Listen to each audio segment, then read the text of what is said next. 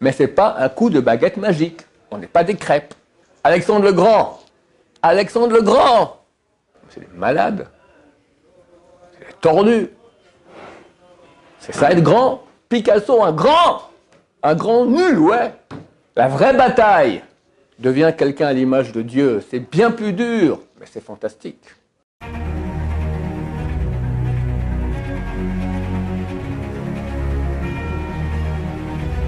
Ce jour dédié pour la leçon de l'âme de Hélène Hendla Bat Yides, Zichron Livracha de mémoire bénie, Amir nous pose la question, il veut que je la formule moi-même.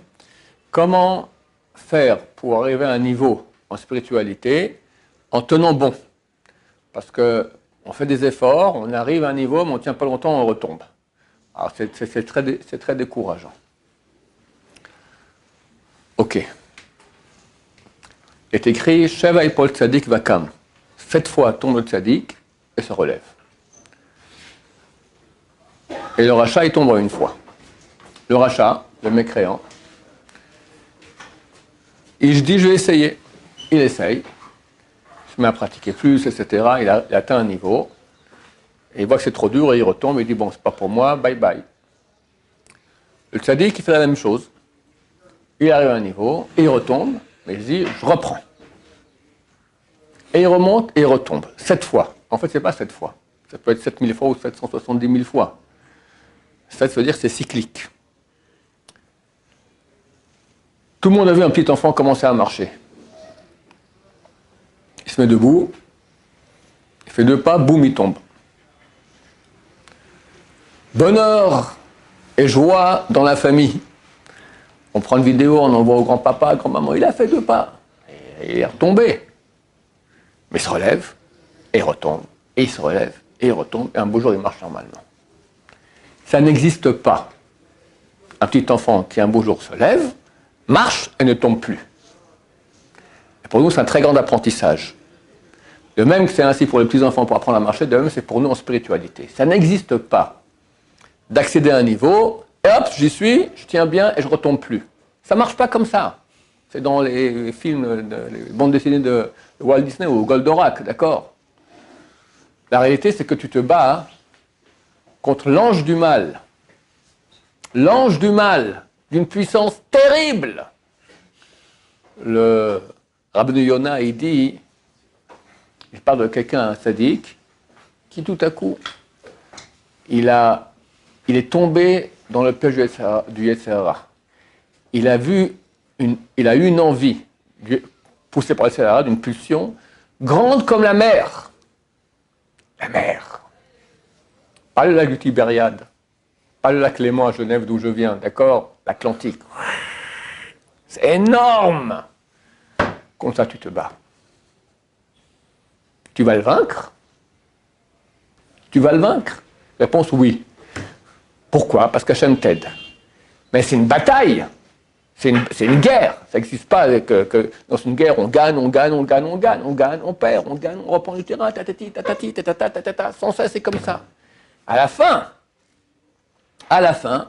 tu gagnes du terrain. Ça veut dire, tu tenais, un jour, tu es retombé, tu repars, tu tiens 2 jours, tu tiens de nouveau pas, oui, non, comme ça. Hachem veut cette bataille. Et les livres de Moussard écrivent que c'est comme ça qu'on grandit. Pourquoi? Parce que par le fait d'être retombé et de remonter, et remonter, tu te muscles. Tu muscles quoi? Pas tes biceps, tu muscles ton Yetzer Tov, ton bon penchant. Il apprend à mieux cerner quand on va venir le Yetzer Hara, retenir, le juguler, il retombe, il revoit. C'est comme ça qu'on apprend. Ça serait trop simple que, hop, on veut, hop, et d'un coup de baguette magique, c'est terminé. Ça n'existe pas. Ça, c'est dans les bandes dessinées, comme j'ai dit. Donc, le savoir, ne pas être découragé, savoir la grandeur du Yetzer Hara, mais qu'Hachem est plus grand. Comme nous, notre Yetzer Hara, d'accord, il est très puissant. Mais quand quelqu'un vient me dire, j'ai un Yetzer Hara terrible, je dis, oui, mais tu as une âme divine. Qu'est-ce qui vaut ton Yetzer Hara par rapport à l'âme divine? Rien. Mais c'est vrai qu'Hachem a voulu qu'on soit en bataille, et la bataille, elle est difficile. Mais à force on gagne. Il y a une promesse. Maintenant, il faut se battre, il faut lire le Moussar, sans ça, aucune chance de réussite. Le Moussar, il réveille notre âme. Le Moussar nous donne envie de nous rapprocher d'Hachem. Le monde fait très envie. Et quand on est, on ne connaît pas c'est quoi. Quand quelqu'un va naître, d'accord, il connaît ce monde. Pour les petits-enfants, c'est tout à c'est que des pulsions, d'accord. Et lentement, il va grandir et peu à peu, il va réveiller sa neshama. Le Moussar aide énormément à réveiller sa neshama, parce qu'il nous donne envie d'être à l'exemple de ce qu'écrivent ces livres. Surtout les histoires des tzadikim. Quand on entend une belle histoire d'un tzadik, il a fait une belle action, tout ça, on s'identifie à cela, on a envie d'être comme cela. Ça réveille notre neshama. Sans ça, sans l'étude de Moussar, on n'a aucune chance contre El Sarah. Aucune. Ensuite, prier Hachem. On a un levier énorme. Léa devait se marier avec Esav. C'est fixé comme ça. Rachel à Yaakov, Léa à Esav. Elle a pleuré, elle a prié, elle a pleuré, elle a prié. C'est marqué que ses cils sont tombés tellement elle a pleuré. Ve'ene Léa Rakot. Et pour finir, dans le ciel, ils ont changé. Non seulement ils l'ont mis en premier, à la place de Rachel. La force de la prière. Donc, quelqu'un, il veut. Est-ce qu'il y a une prière qu'Hachem veut? Les gens prient. Je veux de l'argent, je veux la santé, je veux un bon chidour. Ok, très bien. Mais quand quelqu'un va prier Hachem, je veux toi. Je veux te plaire, je veux être un tzaddik, je veux me rapprocher de toi. Il ne va pas écouter. Fois 1000, il écoute. Fois 1000. Alors, vas-y.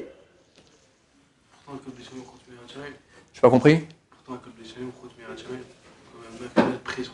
Akol, tout dépend du ciel, à part la crainte du ciel.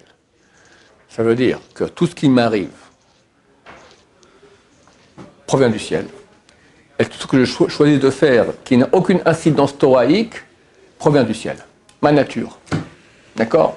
Si j'aime plus les patates que les courgettes, ce n'est pas une décision de moi. C'est ma nature, c'est Dieu qui l'a fait.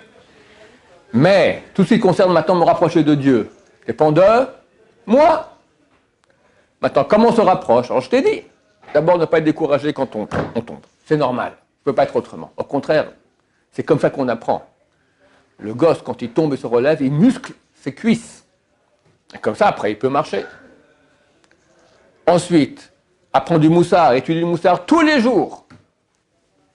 Ça aide, ça pousse en avant. Ensuite, prier Hachem, supplier. C'est certain que ça marche. C'est impossible que ça ne marche pas si on fait ça. Impossible. Mais ce n'est pas un coup de baguette magique. On n'est pas des crêpes. Les gens, ils vont au cinéma, ils voient, voilà la belle au bois dormant, qu'est-ce que ça fait? Un coup de baguette magique, terminé. C'est pas tu changes comme ça, tu deviens baba salé.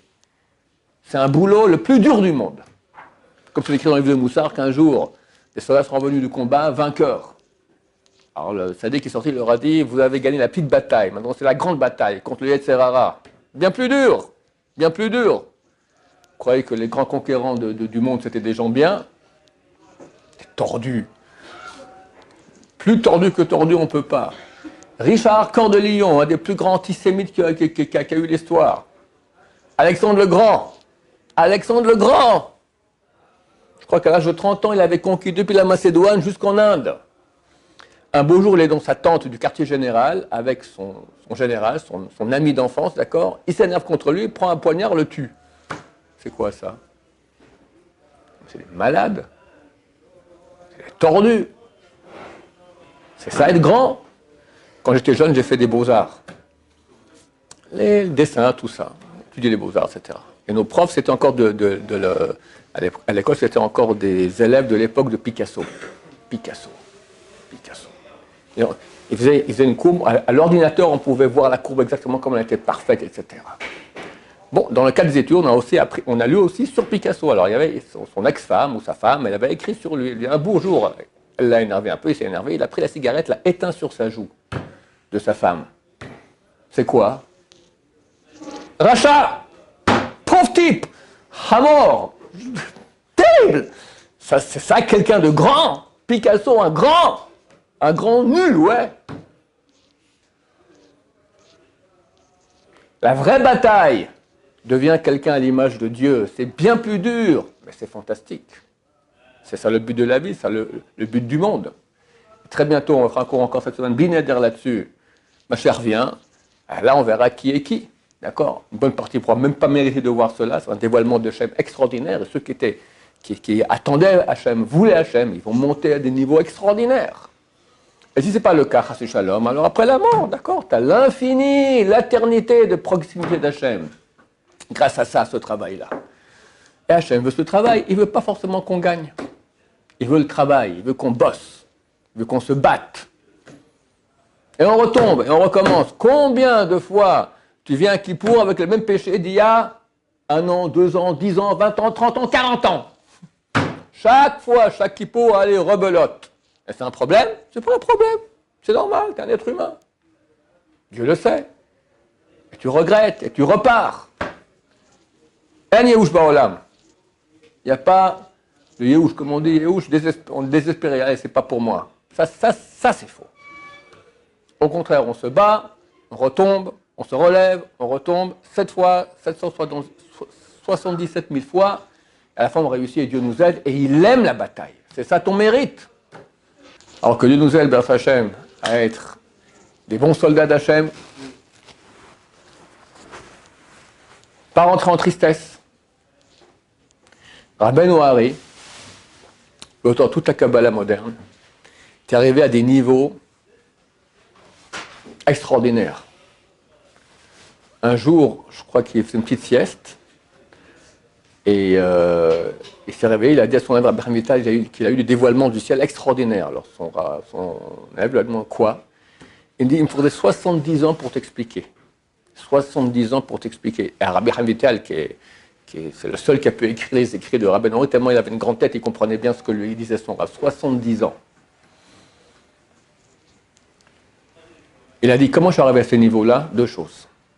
1, quand j'ai bénédiction avant de manger, après les toilettes ou après manger, je faisais avec beaucoup d'intention. 2, la joie dans les mitzvot. La joie dans les mitzvot.